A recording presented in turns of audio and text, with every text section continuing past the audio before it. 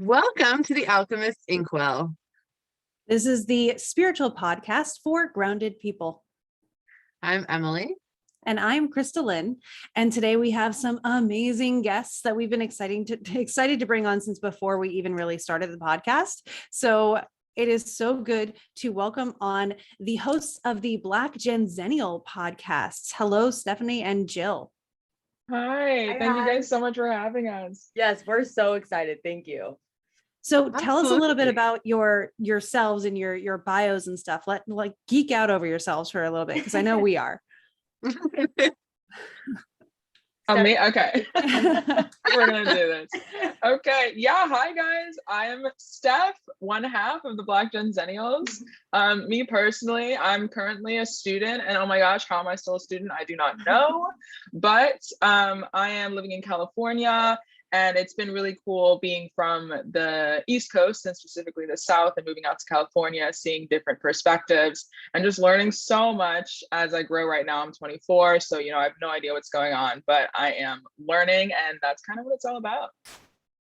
Okay. Hi guys, I'm Jill, the other half of the Black Genzennials. I'm not in school. I had to get away. I don't know how Steph's doing it either. I would absolutely die. I'm an education administrator at a theater right now. It's an apprenticeship for a year, so I'm figuring it out. Trying to work in the creative arts in some shape or form. I'm 24. Steph and I met at college, and yeah, we're really excited just to get to know you guys a little bit more and for you to get to know us too. Awesome. Steph, I did not know you were currently in California. So what have you noticed as far as differences, or what has been like a really stark contrast energetically between the two places? Oh my gosh, energy is like the perfect word. I'm in Berkeley, so I'm in the Bay Area, and Berkeley, the Bay Area is like Berkeley, Oakland, San Francisco, and the surrounding kind of areas. And the perfect way to describe it is yesterday I was in Oakland, and there is just an open energy, but it's also like there's so much energy. Whereas we were in a sleepy town in Greenville, South Carolina before this, and that's where we went to college. And that is just, it's so different. And it's manifested in like the way people look at you on the street, the way people smile at you, the way people have conversations with you. And out here, I just feel like everyone is so much more open. And maybe that is, being in Oakland specifically is a place that a lot of Black people are there, and they see me and they're like, oh dude, like you're one of us, whatever. And I'm not used to that kind of thing, being from South Carolina, being from a beach town in Florida. So maybe that's the difference I'm sensing. But I think there's also just like a basic just energy that the Bay Area has that's just totally different. Yeah.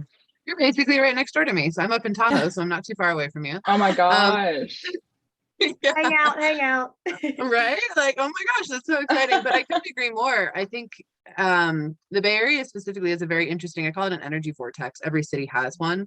And when you like tap into the energy vortex of a place, you really get like a deeper understanding. It's also the reason, like, if for some reason you really feel like you need to go to Denver and you don't know why, it's usually because you need whatever is coming in that energy vortex to like support you. So it's just really interesting to hear it described, because I've never lived on the East Coast. I know Krista does. And so to hear your perspective on both sides is really fascinating. Oh, sick. Energy vortex. I love that. Yeah. Yeah. We also use something like that in astrology, where we're experimenting with astrocartography. It's basically just mapping out how the different angles of the planets are affecting points in your experience at the same time. So that's another thing that we like to talk about, is if you feel called to a certain place, you might end up on your Jupiter line or something like that. So it's really cool to look into. But you're right. There is the cool thing about the United States is that it is so many little mini countries in and of itself, so the cultural shift is different, especially from one coast to the other. So I am really fascinated by the fact that you get to kind of really weigh and see the difference there and feel that and have that experience. That's awesome. Yeah, I always also say like, oh, I like the city. Like I'm very much more drawn to the energy of the city. Is there like a city energy versus like a sleepy like town energy? Yeah. Oh yeah. So cool. Oh yeah. Yeah. I'm from the sleepy town. at least the general sleepy town, it's waking up, but I'm from that smaller town vibe.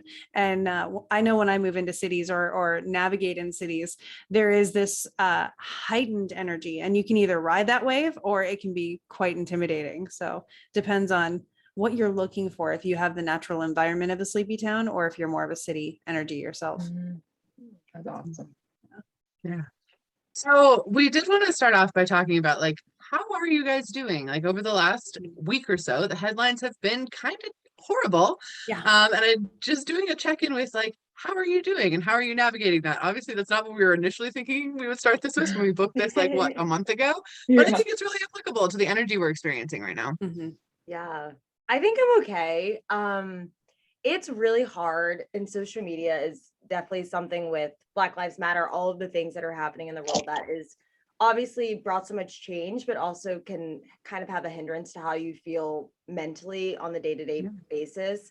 You log on to Instagram and it's like 10 people posting it on your story, which is good to see. You want to see change, but also sometimes you're like, damn, I feel like some people may not even be having these conversations in person trying to make that change, but then they can post a graphic on their story for 2 minutes, which could make a difference. Obviously, they might have a follower that didn't even know this was happening around the world and, you know, brought some knowledge to them about it. But it definitely is hard kind of trying to find the difference between who's just doing it to kind of fit in for the clout, if you would say, versus really wants to make a change towards it. So that's kind of where I struggle with the social media aspect. So I'm okay, but it's all over my TikTok, it's all over my Instagram, all over my Twitter. So it definitely brings like a little bit of a drainage to my energy, I think, every time I see something like this.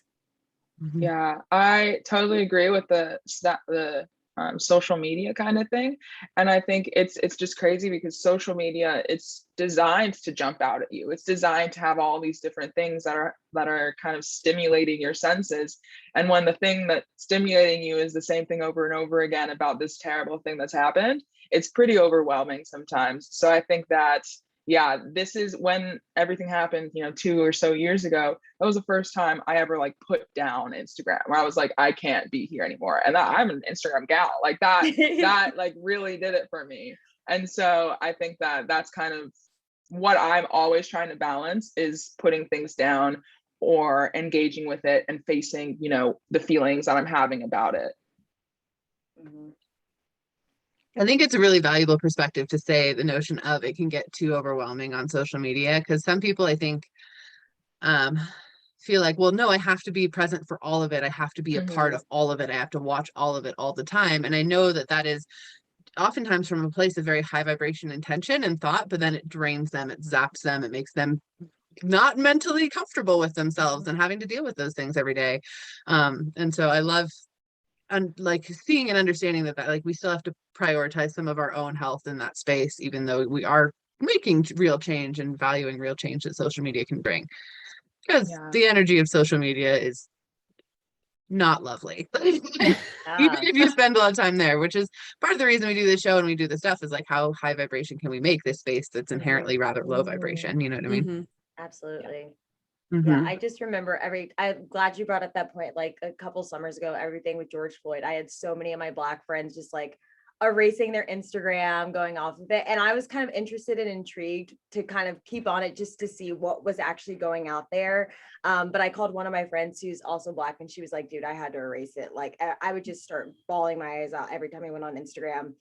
And it got to the point for me too, where it's like every time I would go on, there's just like tears coming down my face every time. So I had to take a step back too for a couple of days just to like regain some, energy, regain kind of like my overall emotions towards it. Cause you kind of go through like the 5 stages of grief, especially through social media when things like this happen. Like first you're like, there's no way this happened. And then you're like pissed the fuck off, like no way. And then you kind of get into like a depressive state. So you really are on this roller coaster of emotions, which is pretty crazy. Yeah, I think that kind of one thing that I was thinking about when you guys were talking to us about unconditional love was the love that we feel as Black people as a part of our community. And it really is true that you mourn each one of these things that happens as if it's a part of your own family. And I think that that's one of those facets of love that that we experience. Or I think each in-group experiences this in some way. And I think that that's one of the things that makes it so hard, is that like love that we have and we don't even understand. It's just there. Mhm. It's also it's a beautiful way of putting it though, of seeing it as this unconditional love. That was something that we wanted to bring up with you guys, is how can we incorporate more of an actual high vibration, true sense of unconditional love into our kind of worldview, into our communities today? Because so often, as has been aptly noted through the events that have occurred recently, through, you know, everyone's awareness and all of this stuff, it's been so many, you know, like you said, in groups are discluded from the conversation. And we notice that in the spiritual community too, of people just bypassing or performative allyship or those kind of things. And we'd love to hear your guys' thoughts on how we can be more inclusive in an unconditional love sort of space. I love that. Two things always come to mind for me, because you might have, the first thing is, if you have Black friends, something that I really appreciated is I got, like, I'm sure you too, Steph, like a bunch of texts from like maybe a lot of your friends are like, thinking about you, sister, but it was kind of just that the one text, and then you may not have heard from them for the rest of the, you know, those few months that everything was happening. But one of my friends, who I've been friends with since I was like 6 years old, something that she did was like, I want to call you and have a conversation about all of my like biases that I have. And that was like the one really candid conversation I had throughout that entire experience, maybe one or two, I should say, really, not to discredit any of those other conversations. But she just called me and she's like, you know, I was raised like this, like when I went downtown, for example, and I saw a group of Black people, my parents always like told me to stay weary from that. And she's like, then I kind of did. But then years later, I was like, why am I actually staying weird, you know, kind of getting away from this group of people that are just trying to eat their fucking donuts, you know, something like that. Oh, can we curse on this? Is that okay? Oh, absolutely. Oh, okay. I wasn't sure. I was like, you know, I have a bad mouth on myself. So really just having those conversations where Steph and I joke, but like kind of exposing yourself, because, you know, you are friends with these people for a reason. So they won't be able to show that unconditional love. Like I'm thinking to myself, like, wow, I can't believe that she thinks this way. But also if you're raised this way, and you know, you've been taught these things since you were 6, you have to have this level of empathy where you kind of see where these people are coming from as well. My other part is always just educating yourself. It's easy to have an argument about what you think is right on either side. But if you're not reading information from both sides of the spectrum of what's happening, you will come in with a lot of biases. To say that to myself, I know when all of these things are happening, I'm usually on, you know, anything not Fox News and everything. So it's so important to really educate yourself on both sides, just so you can see where people are coming from. And if they bring up an argument or just say something that you think is ignorant, you really want to be able to see what that source is. So those are like the two things that come to mind, but really just exposing yourself and having those conversations. A lot of people want to be able to listen and learn and empathize in this world, even though it seems like they may not sometimes. So that's the biggest thing for me. Yeah, I think that's so right. And I think what Jill said at first about, you know, the friend, I definitely think that is a great example, because we think about these huge things that are happening and they're countrywide issues, but a lot of it is solved like face to face with your friends, the people you've known your whole life, the people, your coworker, things like that, where it's those interpersonal relationships that really are like, I mean, I think that's where love is actually shown. And so I like similarly have a friend who I grew up with my whole life. I think I've known her since I was 3 or 4 years old. And she is definitely on a different side than me. Like she definitely has different views than I do. But one of my absolute best friends in the world. And we were or are just super recently were able to have these really, really real conversations about race, where she was like just asking questions. And she's a very opinionated person. So she's like, well, isn't it like this? I'm like, isn't it like this? And I'm like, girl, no, it's like this. And I'm like, actually, it could be like that too. And like being able to have those conversations, and it's not necessarily about changing who you are or changing what you think all the time. Sometimes it's just about having those conversations and being willing to have this space where you're having some difficult discussions, and then move on from it and still love each other regardless of what happened during that conversation. So I think that on that like interpersonal face-to-face level is one of the strongest places that you can show that love in this context. Forgiveness is so important in this process. Like it's the most important thing. Even if someone says something that you're like, I cannot believe you just said something like that. It's so important to practice forgiveness as often as you can on the day-to-day, and also keep boundaries. If you have a friend that you guys are just on two completely different sides, and it's getting to the point where it's really affecting your personal relationship. Putting up boundaries too, just so you can maintain that peace for yourself. Yeah, it's really amazing, the perspective that you guys have and that you're able to share right now. Like, I just want to say, like, I appreciate your insights, because it's kind of one of the best pieces of advice I ever got was right before I got married from my dad. And he had said, there's no point in getting angry, because you're not going to change who that person is. You have to like accept them for who they are. And that's where the unconditional love comes in. But to add how you guys are talking about it, it's to understand where they're at and then be open to having conversations where, rather than butting heads in anger, everybody is allowed to, I'm going to quote Ted Lasso here, but everyone's allowed to get curious. Is so much more constructive and productive.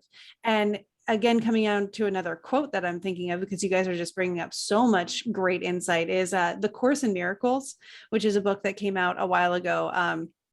Marianne Williamson teaches it a ton, but it says that a miracle by definition is just a shift in perspective. So facilitating shifts in perspective through conversation is just the coolest thing. And knowing that that's someone, as people who have a right to be able to speak on this topic and who have the experience to be able to say, yeah, my lens is the one that, is where all of this information can come from. And you then become also the wealth of knowledge that other people can access, knowing that that's your preferred method for people to be able to come with that knowledge and with those questions. It's amazing. And I want to thank you guys for that perspective too. Yeah. I love that you said that, a shift in perspective. That's so cool. What about you guys? Have you been able to have a new perspective of everything that's happening, or maybe had family members and been talking to them and they've been able to shift their perspective as well? Yeah. So it's been an adventure for sure as of late on that space. Mm-hmm. Yeah, there is a process of trying to be someone who is not as steeped in the exposure to difference and diversity and all those things in your area, and having grown up with that. So you're dealing with a lot of inherited beliefs from people who are rooted and have not really explored or experienced or questioned. They were given a template, they've lived with it, it worked for them, they don't want to change. And then coming into a situation and saying, hey, I think change is necessary and also not scary, and also like could be better on the other side. Innately, so many people believe that change is bad, but it's not. Change is transformative. Change is the only way love can truly happen. And so all of these things are so important, but it's really trying to bring someone to the point where they are willing to change a perception that they had. So a miracle, right? Yeah. Bringing someone to the point where they're willing to have that shift in perception, I think has been the hardest thing.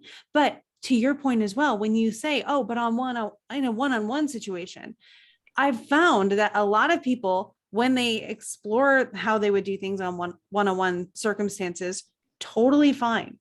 It's when they're expected to conceptualize something as a whole that stuff ends up getting a little off kilter. And you can see the attempt to process and the attempt to assign a black and white label to something that is a range of emotions and a range of experiences and a range of personalities. And that is my biggest thing when I talk to someone. It's like, okay, but then just deal with every person as a person and love them for who they are standing in front of you, regardless of, any other context. So that's been my most successful attempt so far, that and doing actual belief work into my own inherited beliefs on a DNA and genetic and inherited level. So if you can release it in you actually energetically release it for like 7 generations back. So if I notice people around me having these beliefs that I'm just like, there's room for growth here, we could do better, I'll look for it in myself on a genetic level and then release it there, knowing that I'm benefiting myself for any remnants of that I have, but also hopefully energetically tracing that back to them too. And I actually have noticed that this has helped with certain people in my circle as well. So working on that. That's And awesome. and that's yeah, and that's done through like energy work stuff and pulling and releasing, which is one of the Mhm. cool parts of it. And just to note on that very same perspective, what I will do, I tend to do is when things happen, like, you know, the trial this week or that George Floyd last year, anything like that, it's always okay, what is the like how energetic, like high vibration can I look at this as far as seeing the big picture of like, why is this happening now? What purposes is going to serve for us? Like, how is this benefiting the collective in some way? Because the vibration of our planet is moving in a direction that is upward. It is, things are getting better. We're in the space right now where like the zit has popped and there's goo all over everybody and it's Yeah. disgusting and gross. We have to like work through that, but you Mhm. had to do that in order to make it heal. So we are in that space, which is Mhm. not fun to be in by any means. And it means a lot of really traumatic things are coming up and happening. And all these things that were under the surface are now coming to light, which is beneficial, but also very intense and hard to process. But anytime that happens, that's always my perspective so that I can like look at it and be like, oh, this is kind of the like higher vibrational perspective of why this is coming up, not negating or bypassing in that way. Like, yeah, feel what you need to feel and that sort of thing. But then it gives me the space that when I come up to family members or people in my circle where they are saying things or not believing things in the way that they should be, or it gives me a space to reframe it that they can understand on a deeper level, as opposed to feeling just like I'm going to hit a wall and being contradictory to their ideals. Yeah. I especially think right now, knowing the astrology, right? Like I do this every time something happens where I'm just like, why? Why that? Why now? Why is this happening? Because that's crazy. And it's with things across the board. And I then have to take that higher perspective, which astrology really helps me find, noticing the transits. Right Mhm. now, we are in a transformation thing. Like we're in a, hey, stuff doesn't work. We're going to break the bone and mend it. We have, you know, Pluto return coming up in February. There's a lot of revolutionizing. And that's not, I always like to say this because people are taking Uranus and saying, oh, it's revolution. And yes, but also revolution is how can we take this cycle and turn it into a spiral? Rather than just repeating everything over and over again, getting nowhere, how can we revisit the things that we now understand and take it up a level to get progress to something that actually is going to take us forward? So history doesn't have to repeat itself. It can revisit themes and learn from those. And that's where I'm trying to see, you know, how are we revisiting things, but this time instead of perpetuating a cycle, how are we spiraling it upwards? And I am seeing evidence of that, thank God. And this can be the time, I think, where we start raising that vibration, lifting it up and creating an upward spiral as compared to just continuing a cycle that wasn't working. No, that's so good to hear. I'm glad that we're not gonna just keep repeating it and Yeah. taking That a spiral. circle, making it a spiral. That's such a like great way to put it. Like it's still gonna be revolving, but we're moving somewhere. And it's also, yeah, definitely good to hear that you can place it in some greater direction of moving forward. Everything that's happening. I think a lot of the time it feels like we're building a tower and it falls down, Mhm. but rather it's just like things are shifting. And that's kind of like a great way to kind of think of that, to feel better at least.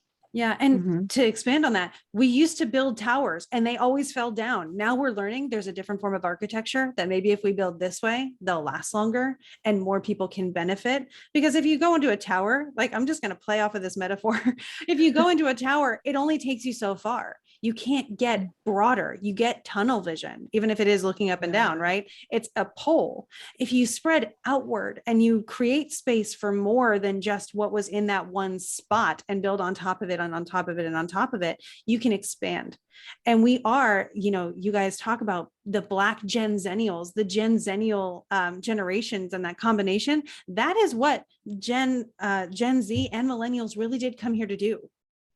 So I think you guys are right on time, right aligned with the energy. And I think that what you're doing is so necessary. You are saying, hey, this is a cycle. Let's pull it up. Let's expand on this and see it in 3D, possibly more dimensions than what people considered before.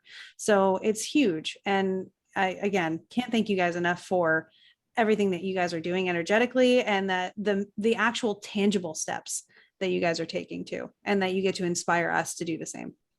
Oh, thanks. You guys inspire us. And I think even the younger generations definitely inspire us. It's amazing going on even social media and seeing these 16-year-olds, you know, advocating and having these conversations, something that I definitely was not doing and was too afraid to do as a 16-year-old in my, you know, pretty white town and city, and seeing these students just being so, kids and students so brave and having this voice that you're like, how do you have that voice? Like, you're 16, but like you also have 16 years on this earth. Like, you have some knowledge too. You're not just a baby and kid. So they definitely, that younger generation, and this is Generation X after that too, they just inspire me so much. It's so cool. It's so cool to see.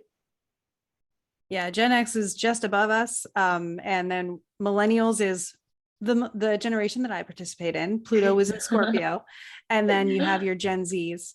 And so just briefly to explain that. So we have Pluto in Scorpio, which is transformative in and of itself. Pluto is very comfortable in Scorpio. And that's all about death and rebirth, deconstruction, reconstruction. So millennials came in and they were like, hey, problem, I see problem. And you see all these headlines of like, millennials are killing the housing market, or napkins, I think it was at one point. But then Gen Z comes in and they're Pluto and Sagittarius. And they're saying, how can we explore new possibilities? How can we build on the deconstruction from before and say, okay, for real though, this isn't happening. We're going to do better.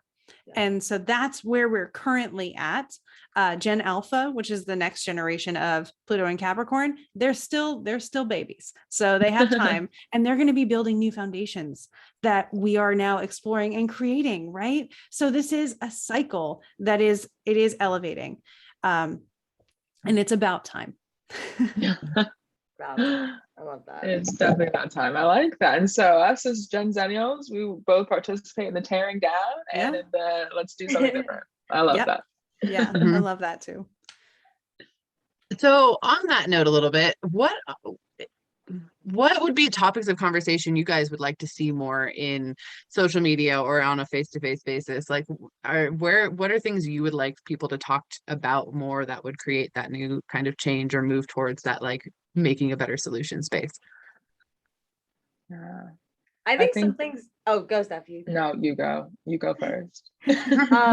Well, I only say this because this is something that Steph and I have been talking a lot about recently, but just mental health within the Black community too, and kind of what that can look like with everything that's going on in the world. But also, obviously, if all of these things weren't happening, there would still be struggles with it. But especially with everything that's happening, I think so many Black people went through a lot of anxiety, depression, maybe even like being triggered by a lot of these events, PTSD, seeing these things so blatantly on social media. I mean, you can see even with the George Floyd video, someone being beaten to death, you know, like literally being killed. And so many people, I think, were just triggered with it after and just kind of like went to their room, kind of shut themselves off from the world, stayed away from work. I know I kind of went through like a very depressive state, just being very transparent, and did not use healthy mechanisms to kind of get through that. So maybe like open platforms for speaking about these issues in, you know, safe spaces with Black people, but also with other people as well. Just creating those communities, I think, is very important. That's something I would love to see more.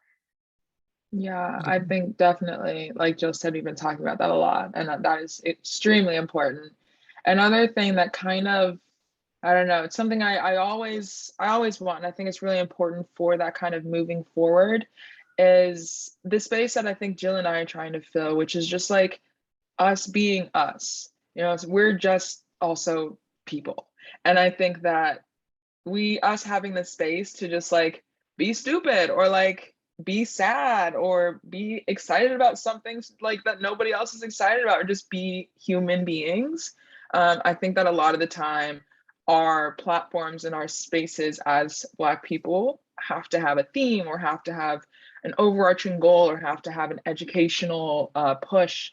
And sometimes I think if we open up our general space of the world to fit in Black people as just being people, that will be so powerful for the way that everyone looks at each other, because we're just people, just like everyone else. You know, you see like people are influencers for like their dogs, and like I feel like sometimes a Black person should just have a dog and get famous, you know, like that. We should have the space to just be average and normal too sometimes. It's so true. That's so funny. I think we were talking about Steph the other day, just like with like movies that have like an all Black cast, it's always something like a Tyler Perry Yes. film. Don't even get me started on that. And like how big the wigs are and drug abuse and everything. Yeah. Or just like police brutality. And we were talking the other day and we're like, can't we just have a movie where like we're vibing and like we're in love and it's not, it's not about someone being killed at the end of it. So I kind of like that. I think that's so important too. I think that's exactly how I would describe unconditional love is like everyone just gets to be a person, Yeah. Mhm. just Yes. exist together and navigate this 3D plane that we have to exist in. Yeah. I think that's a beautiful way of describing that. Yeah, and it actually reminds me, you're talking about the content that we're presented with really does Yeah. inform, especially unconsciously, people's impressions of demographics or whatever. I know one time I was in Bulgaria on a Goodwill trip, and they asked me, okay, well, how many men are you with? And my mom was like, excuse me? Well, Americans, it's Sex in the City, right? So that Oh was my what they gosh. watched. And that's what they Wow. assumed was the American lifestyle. You're speaking about a Wow. similar thing, right? Where the kind of movies that people are watching, they're saying, oh, this must be how it is. This must be accurate representation. My question to you is, what movie, book, or show do you think is the ideal for like future state? What do you think does a really good job of saying, hey, this is what we can actually put our energy into, invest our time and energy into, saying that does a good job? I will say this show is like a freeform show, so the acting is fucking terrible. But Grownish on Freeform, it's just a show of this Yes. diverse group of friends. There's like a few Black people, an Indian guy, a few white people, really just in college, and it's like their college journey all together. So sex, toxic friendships, things that everyone goes through, and it really just looks at people as people and not this group of Black people that are struggling on their all white campus. It's like a very diverse campus. It's really cool just to see these people having a diverse friend group, having these conversations, but also just being 17-year-olds that are going to make stupid mistakes just like everyone else. So awful acting. I'm saying like watch it so you can get the general gist. You're probably not going to love it, but like that's kind of a show that I like, that I think they do very well with that. Yes, that is a good show. And the acting is so bad. That sucks. I'm sad. It's really not that good, but it's an iconic show. It's a great show. And it is actually really hard for me to think of one, because all the shows that I think of where there are like Black main characters to begin with, there aren't that many. But when I think of that, it's like, oh, just kidding. This is like How to Get Away with Murder, or this is Euphoria, or something that's like super dramatic and crazy. And there's all this, or like Outer Banks, where I've never seen that, but I know something crazy is going on in that show. So like, it is really hard to think of the ones where we just tell a story about our life.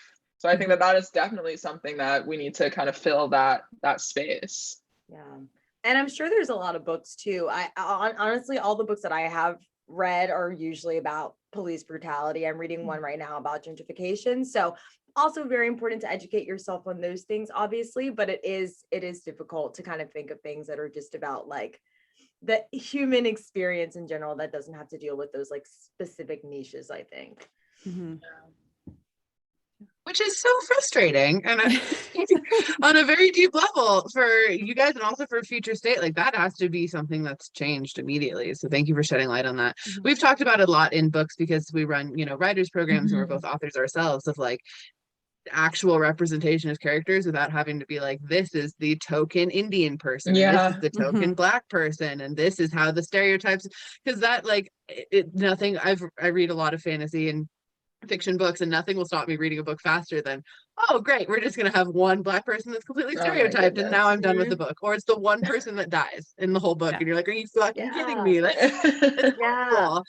So on like Disney Channel, how it's like the one Black friend and she's like, okay girl, you better get your man. It's like, what? Like so many Black people are not like that, and so many are, obviously, but it's just that stereotype. I think that can be very frustrating. Yeah, and I didn't think about that in the context of actually creating the stories. Like I'm thinking about it as a consumer, but I feel like it's actually very difficult to do that, because people are complex, but you want to like create this person that people will read and understand the person that you're creating. And I feel like it's really hard to walk that line between having a stereotypical character and having a character that embodies what you're trying to have them embody. Mm-hmm. Yeah, I think there's a difference between token and archetype, right? Like the archetype is this person has these goals. And if they are a person who has goals, they can be whatever they need to be, or whatever suits the story, or whatever the reader comes up with in their mind. One of the things that I like about some books is that they intentionally don't describe characters too much, so that whatever the reader associates with and whatever's important to the reader, that can be the story. And I really do enjoy that a lot, which in visual mediums is harder, right?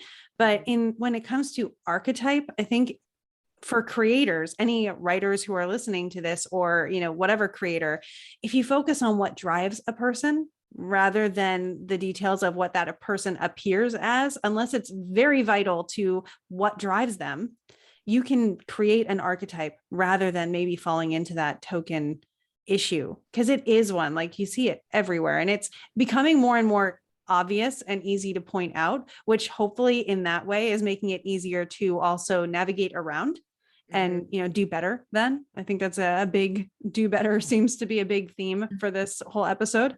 But I really think that that's for the creators there's so much power in story, right? And so if you're the person telling the story, having an honest lens, being that person first kind of viewpoint could be really helpful. Yeah, I think another part of kind of talking about the love and the Black love, another part of it is I think that I'm kind of always thinking about the little Black girl, because I, inherently I feel like I'm, still that little Black girl. And whenever I look at things in the world, I try to look at it from that perspective. And thinking of these stories, and especially when we're talking about the human experience that always just so happens to be the white human experience, you get confused. You don't know what your experience is supposed to be, because your experience isn't depicted, or is depicted as something that you're like, I'm not like that. So what do I do? So I think that this is so important to change, so that we can see, not only help little Black girls and boys or whatever see themselves and see where they're supposed to go. And I also strongly believe that you form the goals that you think you can achieve, and you can only do that if you see it. So there's so many dreams that I think are killed before they're even formed, because people don't see themselves in that. So I think, like, you're talking about these goals and the things that drive these characters. And if something can drive a character that a little Black girl is like, I would love to do that, and can see herself as that person, I think that that's so powerful for the next generation, and for like continuing to solve these problems. Absolutely. I wholeheartedly agree. On that note, I know we are getting kind of short on time, but is there a specific, we talked about earlier with doing like belief work with generational stuff, is there a specific limiting belief that you wish that you could pull like on a grand scale from society, just like in a statement form? And what we would love to do is to just do like a belief poll for any of our listeners who want that belief gone. We can just do it energetically right now. So if you identify one of those or thought about it, and then we can go ahead and pull it, and that can be kind of how we wrap up this really impactful and powerful conversation. Can I tie this into like a stereotype, I guess? Absolutely. Anything. Yeah. Cool. Whatever it is, like, that is it's absolutely perfect. a belief. Yeah. Yeah. So about a year ago, I wrote this whole thing, and one line that like made me really emotional was like the angry Black woman. And Steph and I had talked about this as well. And it kind of goes back into my thought that I think people are afraid to have these conversations like we are right now, because they think people are just going to get super angry and start yelling and bitching at them and cussing out. And I'm like, so many Black women are not like that. But also, if they are angry, which they have a right to be, you kind of have to look at it on a scale as everyone else gets angry. Like your white friends get angry, your Indian friends get angry, everyone gets angry. It's an emotion that most people have in this world. I don't know a lot of people that have never been angry in their life. So I would love to just stop that kind of belief that it's only this angry Black female kind of stereotype, because you just need to remember, again, like Steph said, that we are all humans, we all have these feelings, and that we kind of need to look at it within ourselves, and then kind of look back at the world to see how similar you are to these people, rather than making them so different than yourself. So that would be mine, I think. Awesome. Okay. And Steph, what about you? Oh my gosh, that was really good. If you don't have one, we can just go with that one. But yeah, I feel like mine was similar. Mine was like the too emotional thing. So I think that the angry Black woman captures that perfectly.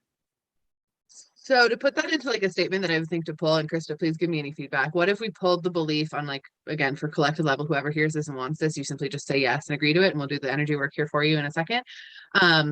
But what if it's that either like Black people experience emotion different than ours, or we have to be afraid of Black emotion, or something in that space? Is that kind of hitting what you're saying? Yeah, exactly. Yeah, Okay. I like that. Have to be afraid of Black emotion. I think that's perfect. Yeah. Okay. Yeah. I think something along the lines of like, because remember, it has to be in a positive statement because you believe it. So it's a positive. So, you know, I almost like I am required to fear. Yeah. Black emotion. Okay. Well, let's pull that one then, because that's garbage, and let's get that out of there. Yeah. We'll go ahead and pull and release that. And what we'll do is replace it with it's safe and possible to let all people experience emotion and feel safe and possible in those spaces. Does that sound good? Yeah. Cool. So for everyone listening, for you guys on here, just close your eyes, take a couple deep breaths. Krista and I will go ahead and pull and release that for you and give you the new downloaded belief. And then we'll come back. So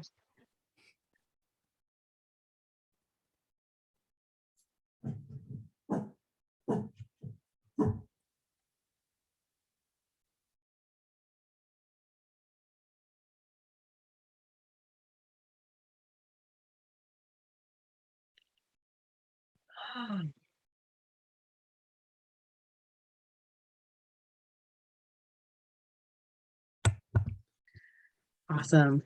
So as soon as we got into that energy, Jack noticed. As he does. Yeah.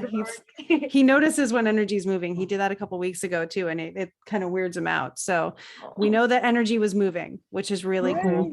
I love that. Yeah. Thank you guys for bringing your insights, for creating a container for this conversation, because it's helped me. I know I'm going to refer back to it multiple times just to be inspired by it over and over again. To anyone listening, all of our alchemists, this is not a conversation that ends here. This is a continuing conversation. It is ever growing. It is always necessary. So please follow the Black Genzennial podcast. Listen in, be inspired weekly, or how you guys post weekly, right?